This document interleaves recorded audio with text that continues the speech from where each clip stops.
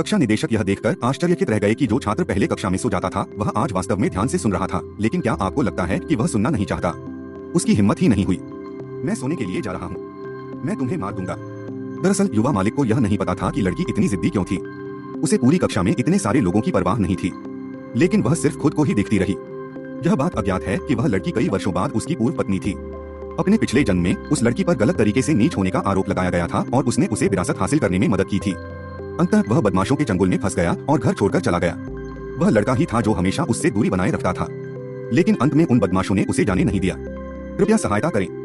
इसलिए लड़की ने एक बार फिर कसम खाई कि इस बार वह लड़के को खुश करने में मदद करेगी और अपनी विरासत वापस ले लेगी। क्या आप अगली क्लास में सोना चाहते हैं? मैं इस बार कक्षा में आकर उस लड़की से अकेले बात नहीं करना चाहता। इस चेहरे को देखकर लड़की को लगा कि यह उसका अपना ही चेहरा है, लेकिन मैं अब भी उसके साथ बाहर जाना चाहता हूँ और देखना चाहता हूँ कि वह खुद से क्या कहना चाहती है।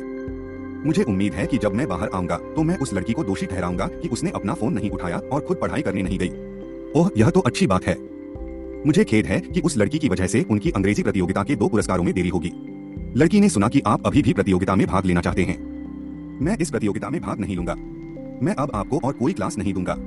जॉन, उन नीच लोगों ने सुना कि तुम इतने निर्दयी हो। अगर मैंने तुम्हें बचाया न होता तो तुम बहुत पहले ही उन नीच लोगों के हाथों बर्बाद हो गए होते। मैं नहीं चाहता कि लड़की उस दृश्य को देखकर हंसे। गुमिनफान, तुम क्या होने का नाटक कर रहे हो? मुझे बचाने वाला आप बिल्कुल भी नहीं थे। बाद में पता चला कि लड़की को बचाने वाला लड़का एक युवक था, लेकिन उसके साथ अन्याय हुआ और उन नीच लोगों ने उसे मार गिराया। इसीलिए उसने दयालुता का सहारा लेकर लड़की को सबक सिखाने के लिए मजबूर किया। विरासत वापस लेने के बाद उसने विरासत ले ली। चूंकि ऐसा है तो चलिए इस बार अलग हो जाते हैं। गुमिनफान, अगर तुमने मुझे दोबारा परेशान किया तो मैं तुम्हें पूरी दुनिया के सामने बेनकाब कर दूंगा। इतना कहकर वह मुड़ा और दृढ़ता से चला गया। वह तुरंत अपने क्लास टीचर के कार्यालय गया और उन्हें बताया कि वह अंग्रेजी प्रतियोगिता में भाग नहीं लेगा। मैं चल नहीं सकता तो क्या हुआ? यह प्रतियोगिता पूरी तरह से इस बारे में है।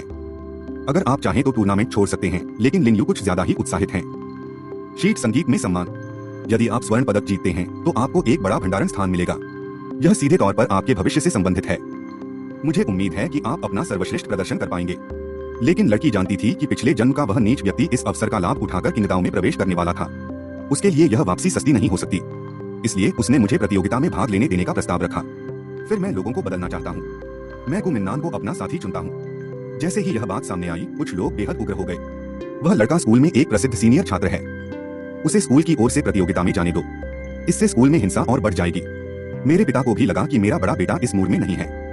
उस लड़की ने कहा, मैं उसके बिना प्रतिस्पर्धा नहीं करूंगा। मेरे लिए नाम के बारे में क्या? आपको खुद ही इसका पता लगाना होगा। कक्षा निदेशक के पास समझौता करने के अलावा कोई विकल्प नहीं था। जी श्रीमान। तो जब मैं वापस स्कूल गया, लड़की ने लड़के को पकड़ना शुरू कर दिया। मैं एक गेम खेलने जा रहा हूँ, अंग्रेजी अच्छे से सीखें। यह प्रश्न बनाइए। अचानक ही लड़का उस घटना के बारे में जान गया और उसने मुझे डांटा, लेकिन मैंने ऐसा नहीं किया था। तुम में से कुछ लोग मुझे मार डालने के लिए भी तैयार हैं। इससे लड़की गुस्सा हो जाएगी। मैं इतने सालों से तुम्हारा इलाज नहीं कर पाया हूँ। फिर पीछे मुड़े और आंख वाली चाबी निकाल लें। दीदा दीदा। तब मैं बस करना चाहता हूँ। जैसा कि उम्मीद थी, लड़के ने आंखें बंद करके लड़की की ओर देखा। महिला जानती है कि उसके 3 सिद्धांत हैं। लड़कियों को मत मारो, उन्हें डांटो मत, मुझे डर है कि लड़कियां रोने लगेंगी। और यह तरकीब आज भी उपयोगी है।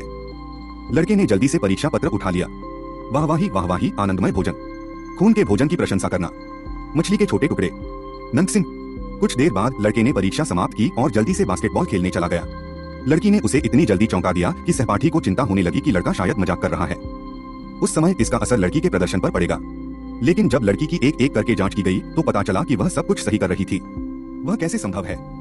उसने किसी और की कविता जरूर चुराई होगी, लेकिन सिर्फ लड़की को ही पता है कि लड़के की अंग्रेजी का स्तर बहुत अच्छा है। बस अपने पिता को चिढ़ाने के लिए वह हर बार जानबूझकर किसी छोटी अंग्रेजी प्रतियोगिता में पहला स्थान हासिल करता है। वे बिल्कुल भी भयभीत नहीं हैं। लेकिन जब मैच का दिन आता है, लड़के का फोन हमेशा ही संपर्क से बाहर रहता है। यहाँ वह बदमाश अपने माता पिता के साथ घटनास्थल पर आया। लड़की को अकेले देखकर उसने उसकी मदद की। उसके पिता ने दयालुता दिखाते हुए लड़की को नौकरी छोड़ने के लिए मना लिया। उसका बेटा एक निकम्मा और हारा हुआ इंसान है। उसके साथ मैच में आना नामुमकिन है। इतना कहकर वह गर्व से अपनी सीट पर वापस बैठ गया। लेकिन लड़की को इस पर विश्वास नहीं है। क्या? खेल जल्द ही शुरू होगा। लेकिन मेजबान को पता चला कि वे एक जोड़ी थे, केवल लड़कियां ही। इसलिए मैंने लड़की के साथी से पूछा कि वह कहाँ है। यदि कोई साथी नहीं है, प्रतिस्पर्धा करने का अधिकार खो सकता है। मुक्का मारो। मेरे बगल में बैठे प्रतियोगी उन लड़कियों पर हंस रहे थे। आत्म अनुशासन।